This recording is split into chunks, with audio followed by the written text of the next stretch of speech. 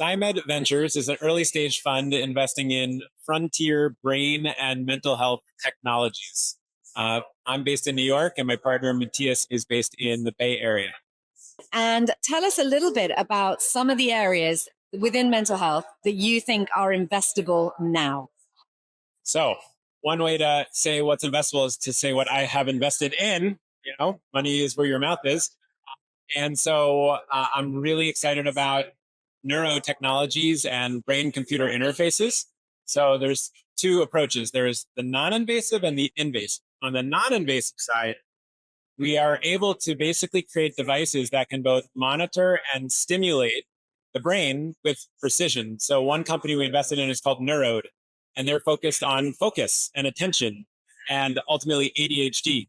So what they've developed is a device that is able to monitor blood flow changes in the prefrontal cortex, the front of the brain, to basically determine when you are losing focus and interest, and then using electrical stimulation to send gentle stim to enable you to regain your attention. And this would be for 20 minutes a day. So you're not have to wear it all the time. The initial users are basically saying that their ability to focus is improving dramatically, and they're using the product. So there's retention, which is always critical when assessing a device or hardware. And just for something like that, do you imagine that would be a direct consumer payer business model? So their strategy is they believe that the demand is strong enough that they are initially going to market direct to consumer, and then they're going to build enough of a data package that they'll be able to use that to then send to FDA. And so just to carry on with that example, as an investor, what are you thinking in terms of trajectory, returns, timeline? Yeah. Well, we invested at the pre-seed with Khosla Ventures. We think that this company could be a fund returner or a multi-billion-dollar outcome ultimately.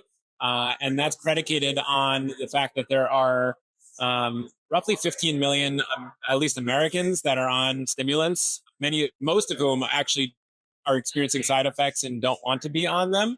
But when you actually look at the broader population, let's be honest, we're all kind of experiencing lack of attention and focus all the time now. And I think that there's a huge subclinical population that would be willing to pay for something like this out of pocket. Are there any areas that you think are very exciting that you've got your eye on, but that you think are not quite investable yet? Yes. So one area is called mitochondrial transplantation. Okay, what am I talking about? Mitochondria are, they do many things, but they're within cells and they provide energy for cells, but they also provide immune response protection and basically have like 30 different functions within cells. What we have found is that for many disease states, mitochondria are dysfunctional. They're basically no longer able to do their job within the cell of providing energy or protecting it effectively. And so there's a whole body of research basically showing that if you transplant mitochondria from a healthy donor to someone who's sick or diseased, you can basically rejuvenate the mitochondria and therefore heal the cell. And so I was actually just at the first inaugural mitochondrial transplantation conference, which was a collection of people from academia and industry. And I was one of two investors there to show how early it is. And I believe that in the next couple of years, it's going to become a really exciting area, but there's still a little bit more of the basic science that needs to be figured out before it becomes the next big thing.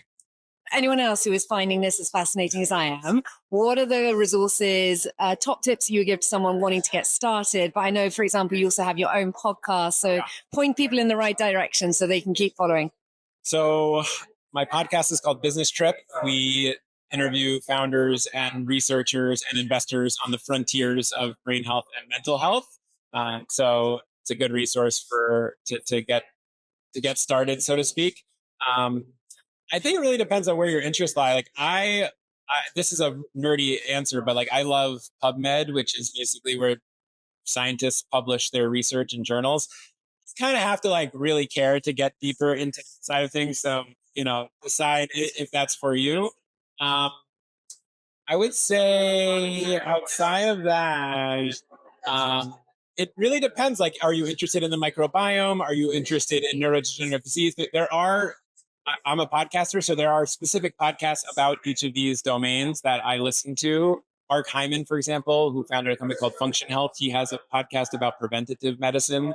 So you could look up his past episodes and learn about neuroinflammation or learn about the effect of food on your brain health and gut health, stuff of that nature. So podcasts is where I like to hang out. Greg, you're a legend. Thank you so, so much. You.